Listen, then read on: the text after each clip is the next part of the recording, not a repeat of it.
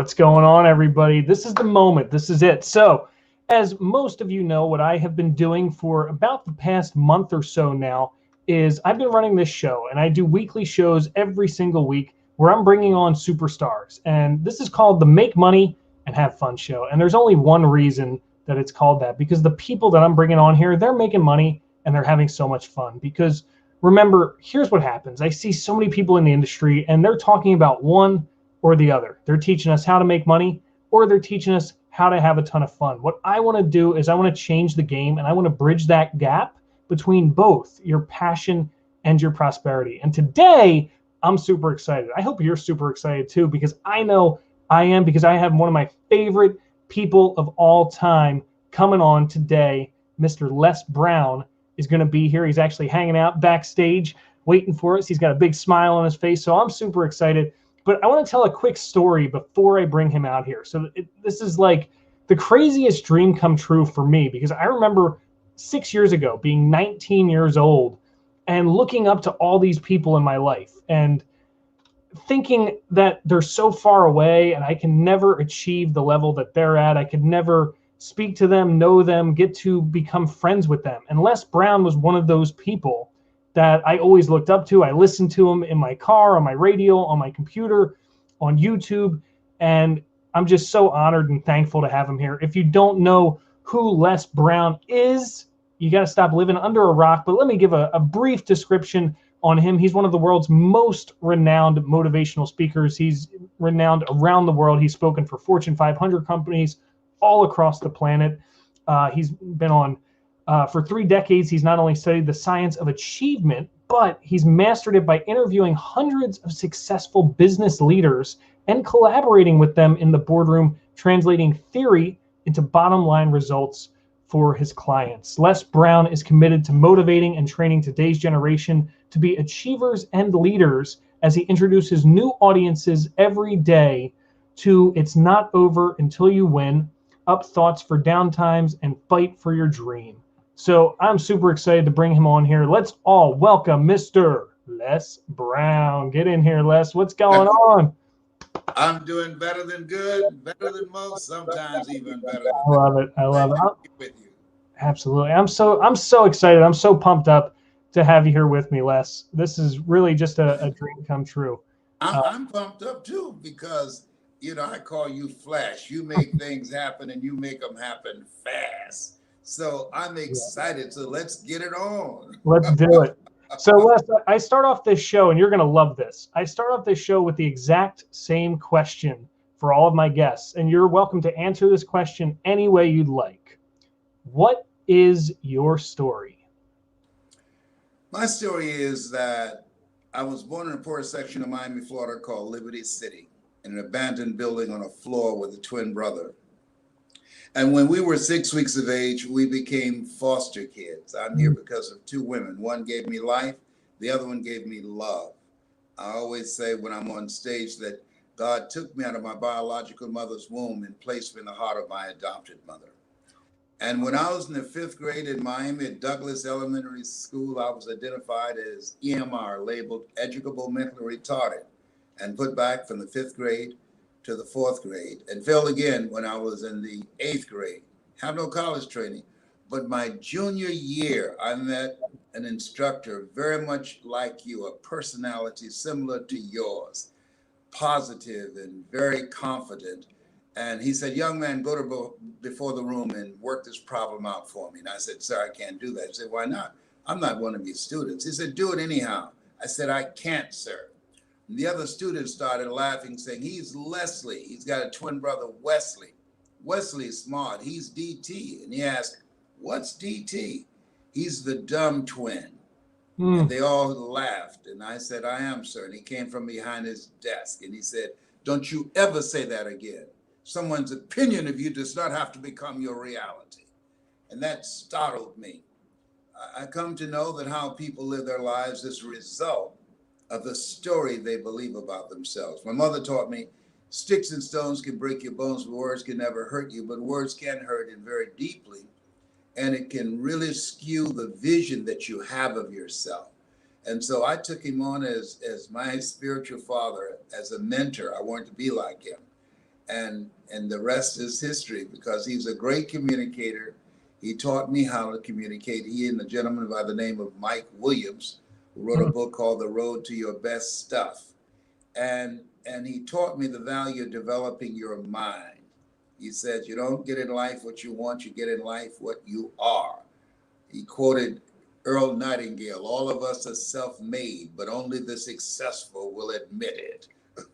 Amazing. I love that. And practice OQP, only quality people. Who you run with determines who you end up with. I love that. Yep. Yeah. Mm-hmm. That really, for me, that's been how I've been living my life. And, you know, like I mentioned in the beginning, at 19 years old, I was kind of introduced to this world, and all I did was start leveling up my associations. And now here I am talking to Les Brown, you know, virtually. So this is such a cool moment. I want to bring up that virtual kind of reality that we're living in now. How has that transition been for you, going from speaking live on stages to connecting with people all around the world from the comfort of your own home? What's that been like for you? From the comfort and safety of my own home. Exactly. Exactly. I don't have to worry about anybody sneezing on me and I'm running out of the room. It's been great. When I came back from speaking in Abu Dhabi, I had a big smile on my face, because when I speak outside of the country, I earn over $225,000 an hour. That could put a smile on your face. And the coronavirus wiped that smile off my face. But the good thing is I'm doing 3 and 4 virtual presentations a day. Right. In Hong Kong, in South Africa, in the UK, and Alaska. And I love it. You know, I'm bilingual. I have squirrels on the right side of the house, so I speak squirrely. And one of the squirrels I named him Tyrone. Tyrone, I'm doing a program now. I'll talk to you later, okay? And so many times he wants to interrupt my Zoom calls. So I enjoy it, and I'm used to it. And I don't think I will ever get on a plane again. I don't know why I would want to get on there. Right. It's got to be, especially long distance. And if it's short distance, I'd rather go in a motorhome. Okay. Oh, I man, love I it, love man. it. I have a good time. I can do several cities a day, and I can still move the audience and talk to them and create an experience to transform them individually and collectively. I can do my coaching one-on-one just like this, and Sure. teaching people how to tell their story. It's great. I love it. I think one of the most fascinating things for me is when I came up with the idea for this show. Originally, I said I want to build a studio, and then I said, wait a minute, how am I going to connect with people all across the planet if I'm building a studio and having them fly into me or whatever craziness? And so this affords us an opportunity to do something that normally we wouldn't be able to do. I mean, you and I are connected right now from, you know, basically opposite ends up and down of the country. Would you say that virtual speaking engagements and that kind of stuff has increased your business or kept it about the same? It has increased my business tremendously. It's really quadrupled my business. Wow. Because I can say yes. Where if I had an engagement that conflicted with me speaking in LA at the same time on the same day and speaking in New York, I couldn't accept that. But now I tell them, just make an adjustment of 1 hour and I can do it. So I do 3 to 4 presentations a day. I'm reaching more people. Geography eliminates, the computer eliminates geography. Yeah. So this place where I am, I'm turning down business because of the fact that when I speak, I give it everything that I have. When I speak, I go through that green light that's looking at me. When I speak, my goal is to get the butter from the duck. I love that. I love that. What is your favorite part of speaking, Les? to see the transformation that takes place in people. Because when you are, even if you're doing a broadcast like we're doing right now, and you can't see the audience, but you get feedback from them, things saying, I watched you today, and there are things that you said that resonated with me, that took the blinders off my eyes. I heard your voice. I believe that every voice has a frequency, and we all have a story that we can use strategically to distract, dispute, and inspire, to distract people from what psychologists call their self-explanatory style, to dismantle their current belief system and inspire them to make some new choices. So to me, when you can impact people's lives, when you can help people to get a larger vision of themselves beyond their circumstances and mental conditioning and the things that they're dealing with, that is very rewarding. I believe that we are here to help each other. We're here to help each other to get a larger vision of ourselves and to live a life that will outlive us. Amazing, amazing. Do you? I'm always curious about people like yourself. Would you say that there was like I like to call it a catalyst moment or a turning point in your life where you realize that you want to inspire and motivate others and be a speaker and kind of everything flipped for you at that moment? That moment when Mr. Wash, what he said to me, someone's opinion of you does not have to become your reality. Denzel Washington did a movie and it's called Touch. And he said, there are moments in life that appear to be slow motion. There's before this and there's after this. And after this, nothing is ever the same again. And so when he spoke to me and the relationship that I developed with him and watching him transform students, I was never one of his students because I was never mainstream. And so watching him coach students and seeing how they showed up differently, how they dressed differently, how they expressed themselves, I was impressed with that. And I followed him. I learned a long time ago, if you want to be successful, be around people that you want to be like, that you can learn from, that you can grow from. One of the most important things that people can do now is develop relationship capital. Our relationship is the result of that. And it's a seesaw relationship. I believe that you're never too old to learn and you're never too young to teach. So there are things that I'm going to learn from you and there are things you're going to learn from me. And I'm always learning, even at 75. My goal is to finish strong. So I haven't done my best stuff yet. I hear your footsteps, so you better pick up the pace. I love it. I love it. So, Les, I have a couple more questions I want to ask you, but we also have over 20 people on here that are jumping in the comments and stuff like that. So I want to give some other people the chance to ask you questions as well. And if you're watching, the easiest way to ask Les a question is to put it in the comments. But if you want, you can actually come backstage with Tamisa, who's already back here. And if you text in the word less to this phone number right here, 215-596-1515. I can actually bring you on camera backstage with Les Brown to ask him a question. But the You got to teach me how to do this. Absolutely, absolutely. That's what I'm here for, Les. The easiest way to ask your question is to type it in. It's more likely to get answered that way. But if you want to come backstage, text in Les. I'm not going to be able to get to everybody just because of time constraints, but we can get you all in here. So ask your questions for us. Let us know and give us some thumbs up. Give us some likes. Give us some hearts. This is awesome stuff.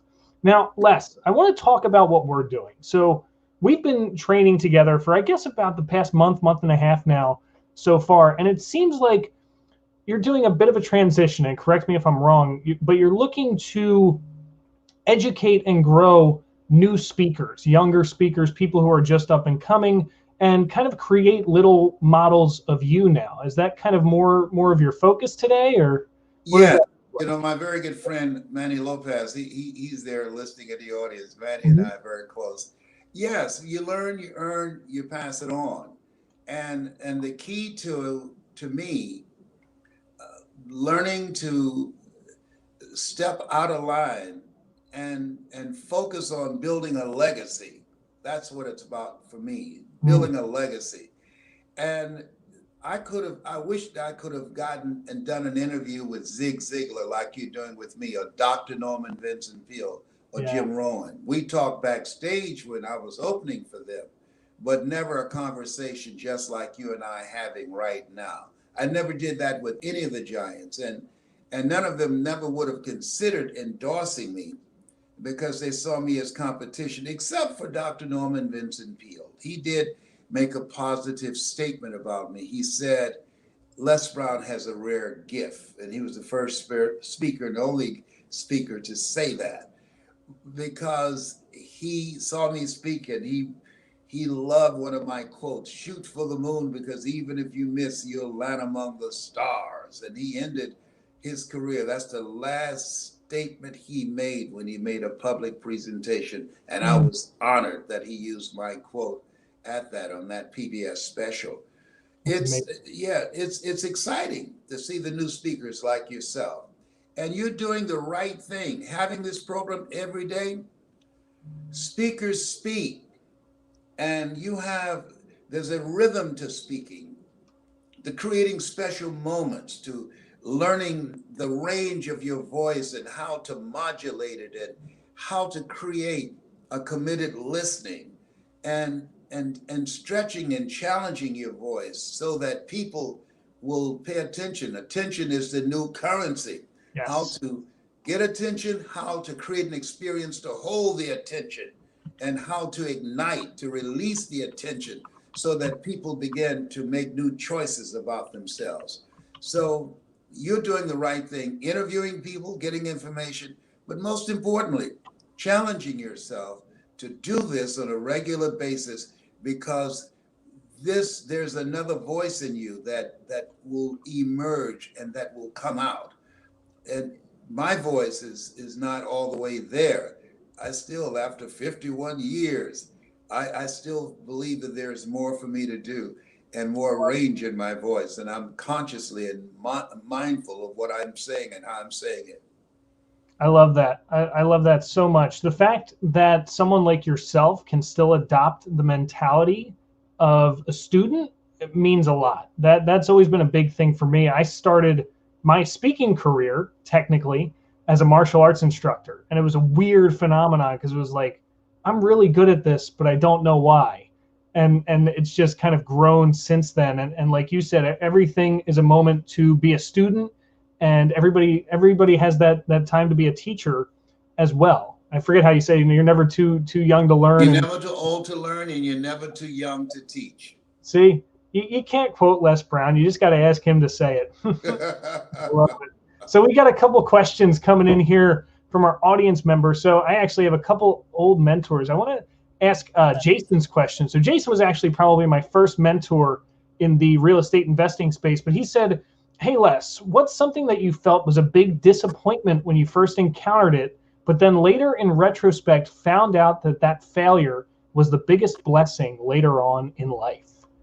Ooh. Man, Jason, I am so glad you asked me that question. No one ever asked me that question, but it's been on my mind.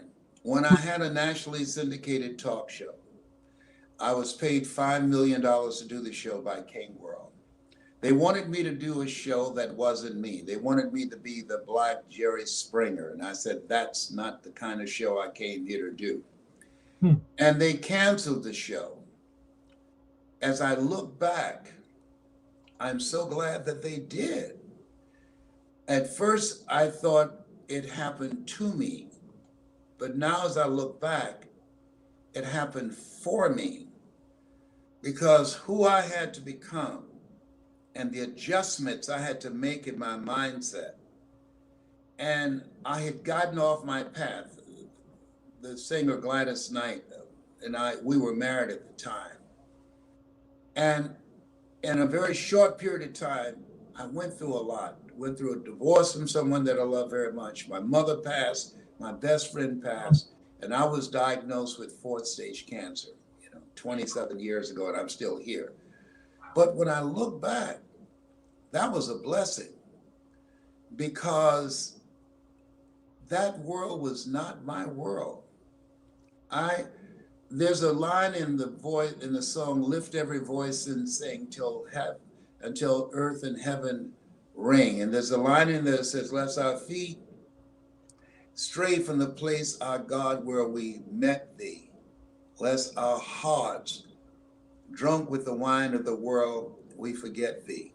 I saw a picture of a young man who played Home Alone. Can't think of his name. And they asked, where are they now? And he's one of those subjects. When I saw him, I was startled about how life turned out for him. He's still here. He's got a chance to recover his life.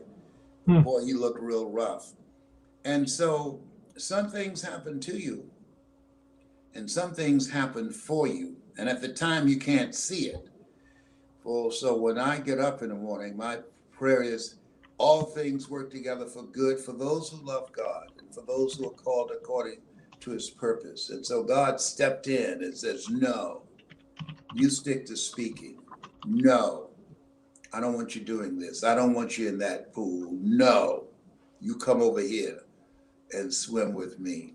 I love that. I love that. Amazing, amazing, amazing stuff. So Manny Lopez, who you actually mentioned, has a question for you. So Manny asked, what is the most effective way you have been able to create opportunities as a speaker or a coach?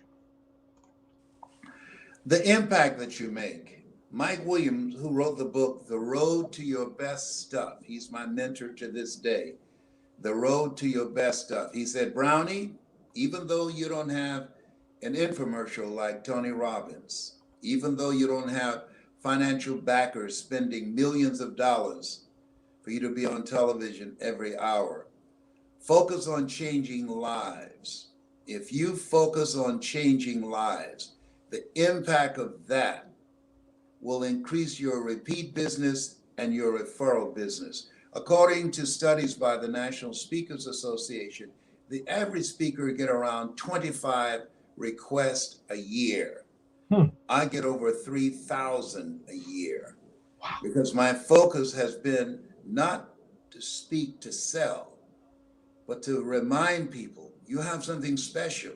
You have greatness in you. And to use stories. It was Steve Jobs. He said the storyteller is the most powerful person in the world. To use stories to take them on a journey to create a significant emotional event so that people begin to get a larger vision of themselves beyond where they are now and see themselves already accomplishing and living their dream. All accomplishments happen twice, first in the mind and then in the without. I love that. I love that. And I actually want to kind of move into a little bit more talking about the technical speaking aspect. We have a couple people who actually ask questions about getting on stages and stuff like that. So Lori actually asked, how can a new speaker find free and paid virtual speaking gigs now? Lori, one, determine what area are you looking to speak. You want to narrow that down. What is the audience that you want to speak to, the one that you feel most competent and most confident to speak to? Once you determine that audience, then what you want to do is find people or associations where they gather online and create a presentation that's designed especially for them. When I wanted to get in the speaking business, living in Miami, I used to get the convention list of conventions coming to town. Then I would look at what their mission statement was, and I'll become familiar with their mission statement. I didn't just call them out of the blue. So I would call, let's say, a major financial company coming to town. Hi, my name is Les Brown. I understand you'll be coming to do a convention here in Miami. And I see that your mission statement is to help people during this time where the coronavirus is, how to stay connected even though you are apart. As you're aware, technology eliminates geography. And so what I do is create an experience with your team so that they are able to experience being connected, a sense of unity, and being on the same page and achieve the objective that you want, creating a great customer experience. But they are your internal customers. How you treat them will determine how they treat your external customers. So my goal and objective is to help you. Once I find out what it is you want, I've learned, sir, that I don't come in with a canned speech.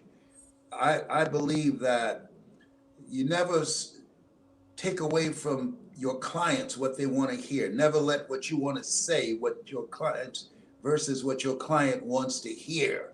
So I'm interested in knowing what is it you want that audience, your audience, to walk away with. What are the 5 takeaways that at the end of my presentation, because of that experience, Oliver Wendell Holmes said that once a man or woman's mind has been expanded with an idea, concept, or experience, it can never be satisfied to going back to where it was. Let me know what those things you want them to have, and I will incorporate that in my presentation and make you look good and motivate and inspire them to pursue those goals and make their goals, the goals that you have, and their goals become one.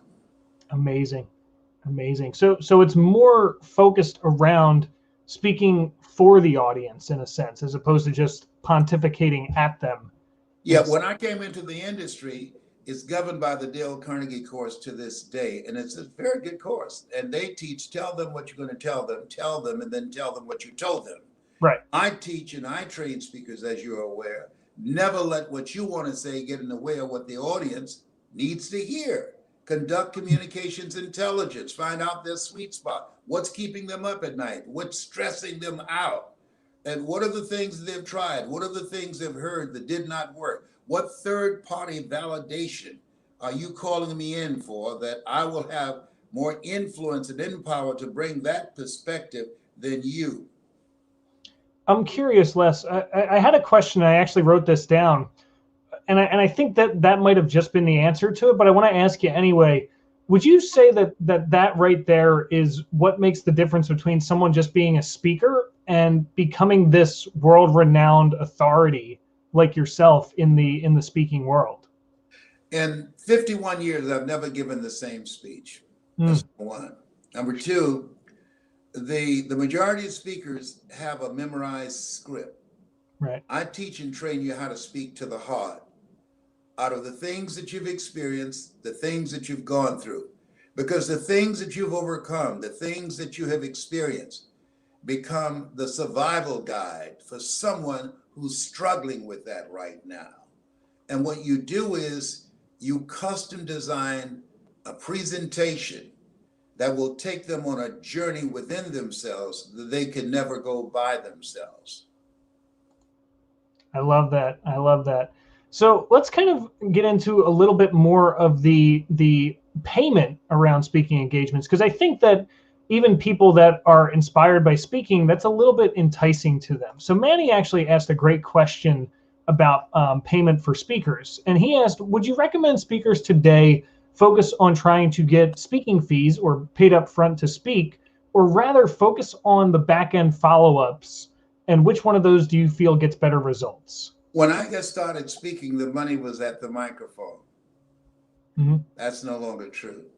You can speak free and earn over $200, $300, $1 million a year because of what's happening in terms of products on the back end, selling a one-day, full-day training or a weekend mastermind. So the money is at the back end, but I encourage people, don't speak to sell, speak to create value for your audience. If you transform people's lives individually and collectively, 95% of speaking engagements come about because of personal recommendation. If you transform people's lives individually and collectively, if you can make them feel good, you can make them laugh, you can entertain them, you provide some content for them, they will recommend you to their members, to their friends, to people that's on their level and can sign that check. I love it. So yes, create the value first. That's amazing. And that follows two sequences here on the show that I believe are really, really strongly evident here. One is the relationship currency, which we've been talking about basically since the beginning. And the other thing is understanding that money is really nothing more than just a byproduct of value creation. And when people understand that, doors open wide up for them. Without But any question. Yes, you don't get paid by the hour. You get paid for the value you create in that hour. absolutely, absolutely. So we have a couple people backstage with us, and I actually want to bring them on to see what they have to say to you, Les. So let's bring on Tamisa. Tamisa's been hanging out with us actually even before the show started. She got in here early, and she's been waiting to come on. So let's bring Tamisa on. What's up, Tamisa? Hey, glad to be here on this Spotlight Saturday. It's great. Hey, Les. Hello, Tamisa. It's so great to see you. Yes, it's always great to be in your presence, whether it's virtual or in person. You just inspire, motivate, and just get people excited. So kudos to you, and the world that gets to hear you is just blessed. So thank you for that. Thank you so much. You're very kind. Thank you. Tamisa, do you have a question for Les Brown? I do.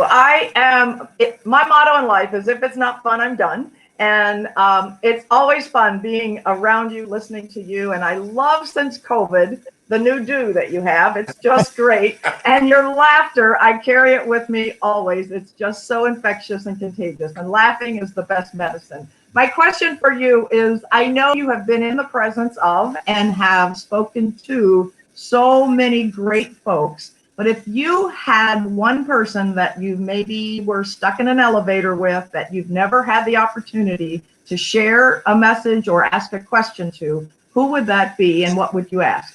Nelson Mandela. Cool. I would like to ask him, what gave you the mental resolve not to allow them to break you? You were isolated from your family for 26 years.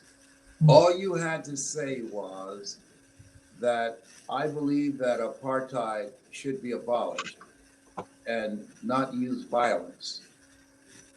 And you wouldn't say that.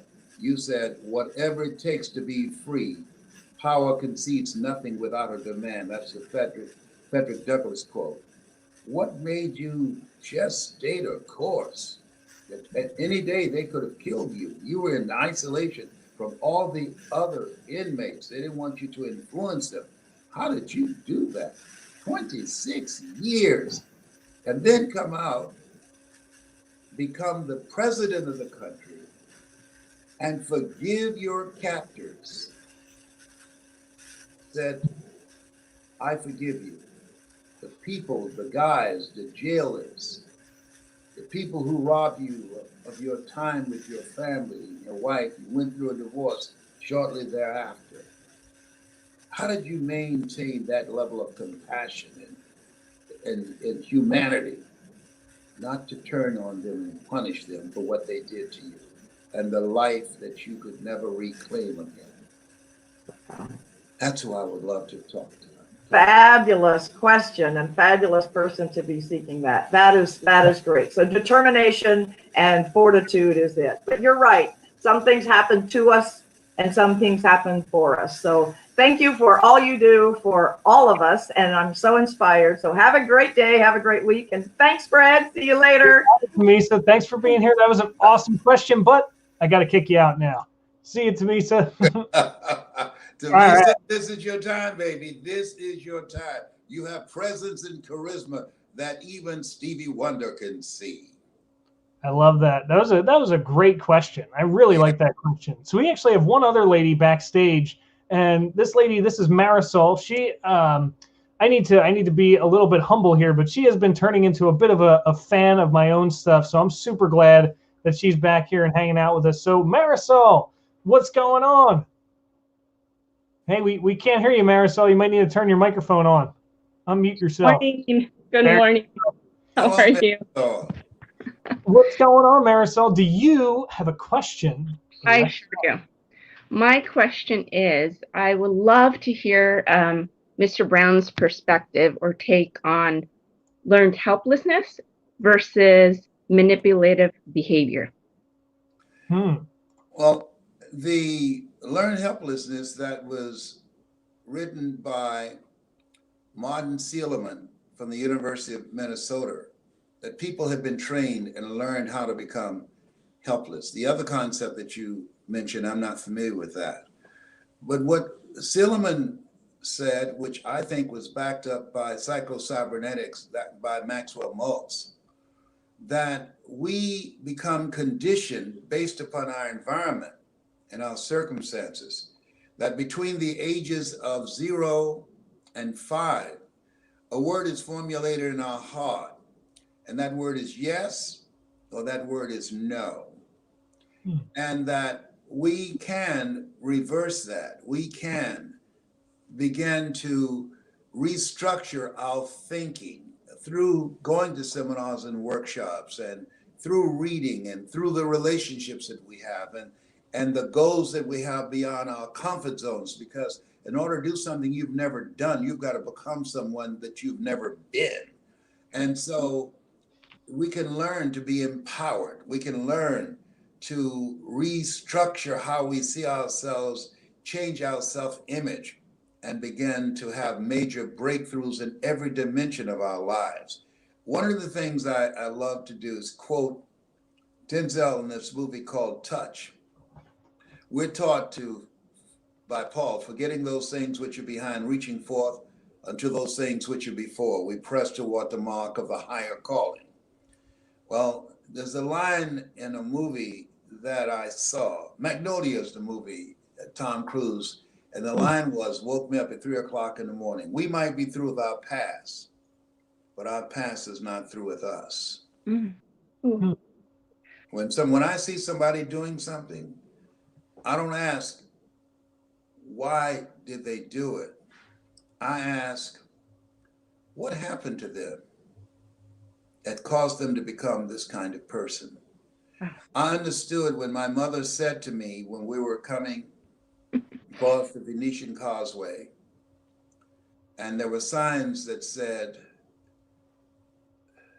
Jews, dogs, and coloreds not allowed. And I asked my mother, I said, why do they hate us? And she said, I don't know, but don't you ever be like them. I saw this lady the other day.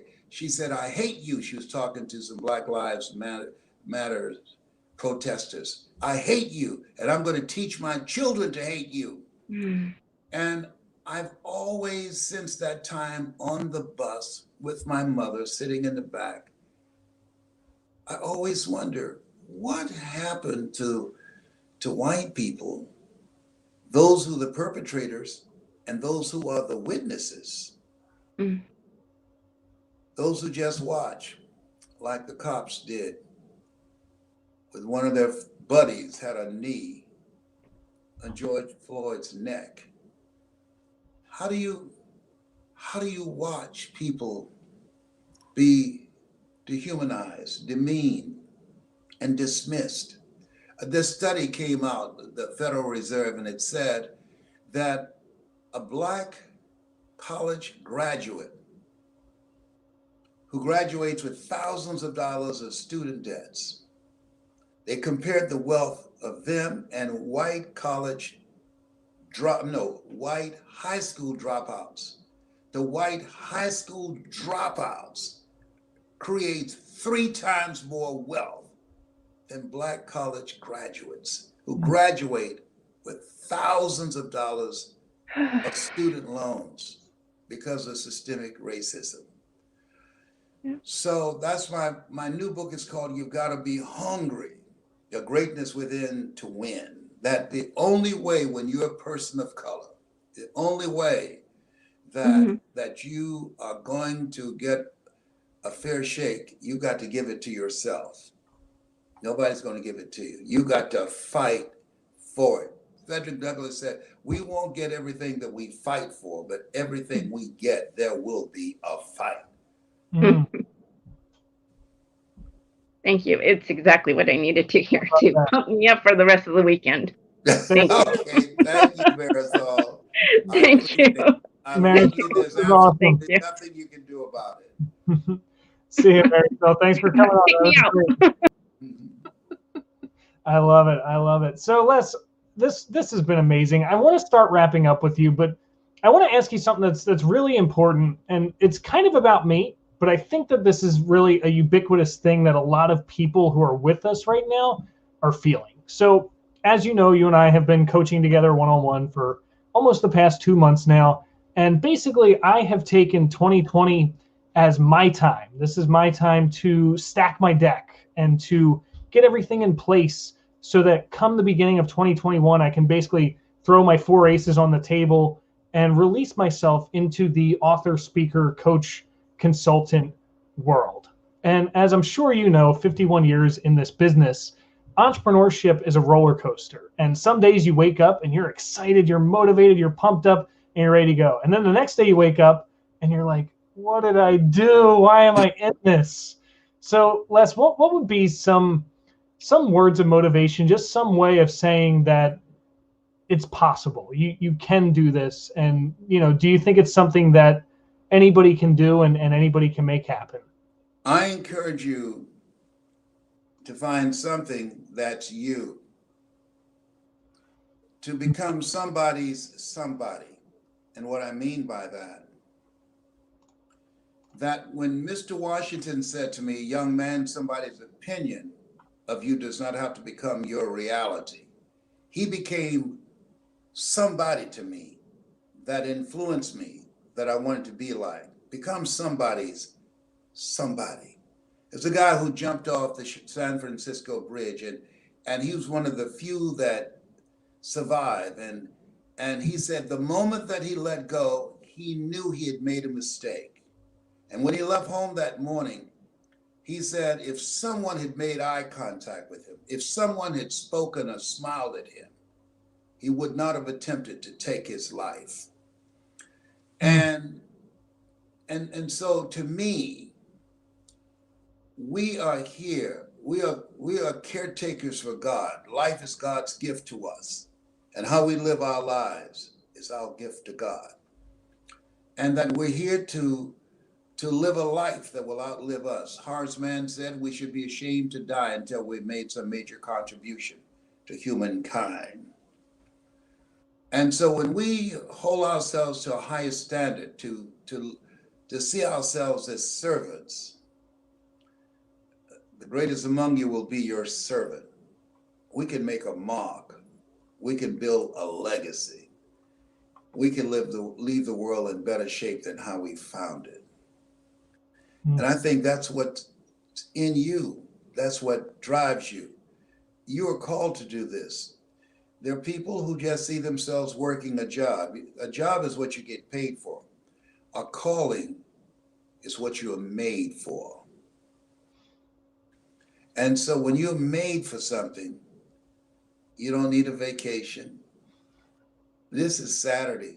You said, I'm going to be doing a broadcast. A lot of people take off on Saturday. I said, give your passion and your dream and your calling overtime. I'll end with this. Bob Marley, and you've heard the story, ended a concert and a reporter did an interview with him and asked him, why did you work today? I understand you were shot recently. You could have taken today off. You're Bob Marley. He said, people who spread evil in the world don't take a day off. Why should I? Wow. That's deep. This has been Mrs. Mamie Brown's baby boy and Fred's pride and joy. That's my story, and I'm sticking to it. Any of your people would like to have some one-on-one coaching, have them reach out to me, lesbrown77@gmail.com. 7 is my lucky number. Love it. I love it. I'm actually going to put that on the screen. So if any of you want to train with Les Brown the way that I am, send him an email. Send this guy an email. If you thought this was good stuff, let's get some thumbs up going, get some hearts going on. This was excellent. Tamisa's giving us thumbs up even in the backstage there. She's giving us double thumbs up. I love it. I love it. Les, This was absolutely amazing. I It's love a it. pleasure. Thank you. Give your father my regards. He's raised greatness in you. I love that. I love that, Les. Thank you so much for being here. Yes. But unfortunately, all good things must come to an end. So, Les, until next time, thank you again. All See ya. right. Bye for now.